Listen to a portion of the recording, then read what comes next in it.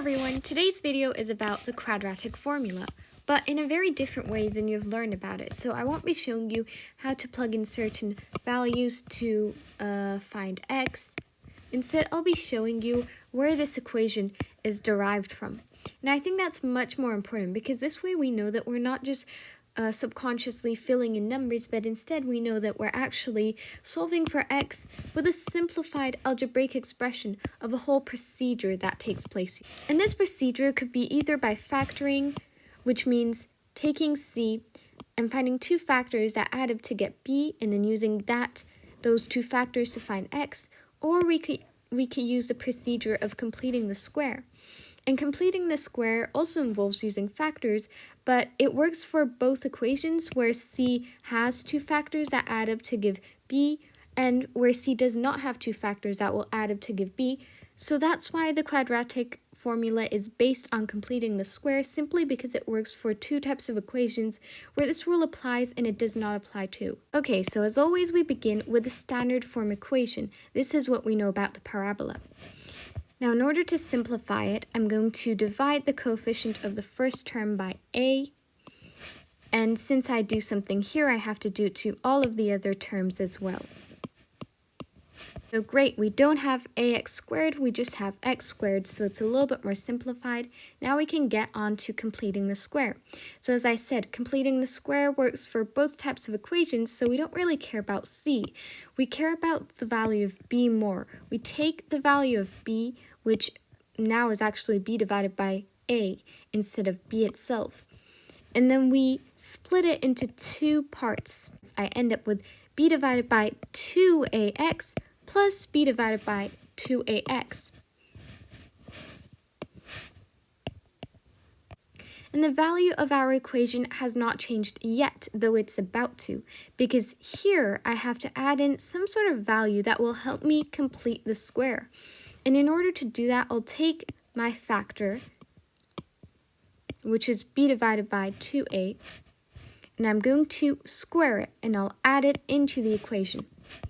Now, why did we do that? That was in order to form some sort of part in our equation where we can make a perfect square. And in case you're wondering what this formula here is, it is x plus p, where p is any integer, squared. So that is the form of a perfect square. But since I also added in a new value, which is b divided by 2a squared, I should also subtract that same value from the equation. Why am I doing that? Because I added in a value, I changed the value of the equation, as I said. So when I subtract that same value, I will end up with the same value as the initial equation. That means that our equation has not changed, we're just simplifying it. So I'm going to factor right after this step. This step is optional, but you can simplify this part of the equation even more by taking b divided by 2ax plus b divided by 2ax and saying that that's the exact same thing as 2b divided by 2ax's. Now we can factor this into a perfect square. How do we do that? We take c, we find two factors, and now as you can see, since I added in this, I'm easily able to find two factors that add up to give b, the value of b, which is 2 times b divided by 2a at this point. Two factors of c would be b divided by 2a times b divided by 2a, because that gives us b divided by 2a squared, and then I can add those up and I'll receive b divided by 2a plus b divided by 2a. So I've gone through the process of finding common factors, adding up, and then I find out that this is a perfect square. Okay, that's great, because now I can replace that whole part with a perfect square.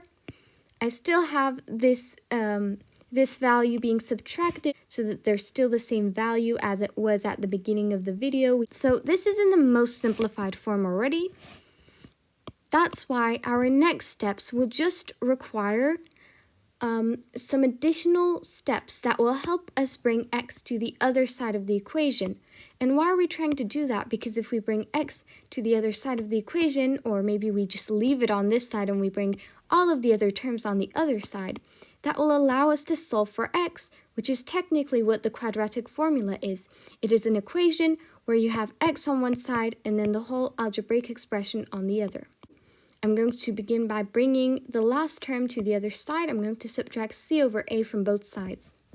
Next, I'm going to add in b divided by 2a squared onto both sides so that I can bring the second term to the other side. Okay, here we are. We have b divided by 2a squared, but I'm not happy about that because I feel like what could be done is we can simplify that and expand the brackets. So we can write b divided by 2a squared as b squared divided by 4a squared. So what I could do is I can multiply this by 4a and this by 4a. So the numerator and denominator of this term, so that we end up with the same denominator, but we're almost forgetting about this side of the equation too. So how can I get rid of these brackets? How can I expand them? Of course, I'll find the root of what I'm squaring.